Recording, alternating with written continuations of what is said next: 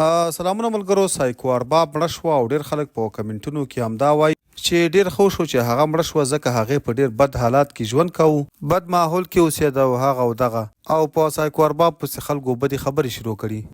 ملګرو اوس مې سوشل میډیا وکتله، په سایکو ارباب پسې خلکو ډېر زیات غلط کمنټونه شروع کړي دي او ډېر خلک د خپلو پیجونو او خپلو ټیک ټاک اکاونټونو څخه د هغې په اړه باندې ډېرې ویډیوګانې شیر کوي او په هغې پسې ډېرې بدې خبرې کړي دي. نو د الله د قهر څخه ویرېږئ، داسې غلطې او 2 نمبر خبرې مه پسې کوئ. کله چې یو څوک مړ شي که نور مو د وسه نه کېږي، دعا پسې کوئ، نور ورته سپکې سپورې او غلطې خبرې مه کوئ.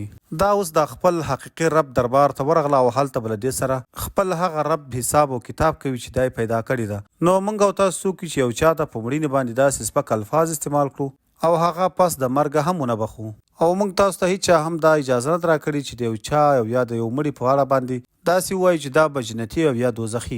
سایکو ارباب ته دې الله اوس جنت ور نصیب کړي او الله دې ګناهونه معاف کړي او الله دې سره په اساني حساب کتاب وکړي.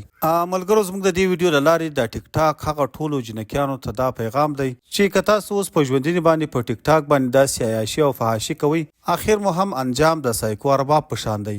یو ورځ به خامخا د خپل لوی رب دربار ته ورځئ او هغه ته به د حساب او کتاب په خاطر حاضرېږئ. تاسو وګورئ دغه پښتنه ټیک ټاکره سایکو ارباب اوس وفات شوې ده او خلک یې ویډیوګانې اوس هم چلوي. نو د ټیک ټاک د جنکو لپاره دا یو ستر مثال او پیغام ده. نو کوشش وکړئ د دې ګندګیري او فحاشي څخه خلاص واخلئ او داسې سوچ وکړئ چې ورځ به د خپل لوی رب دربار ته ورځو.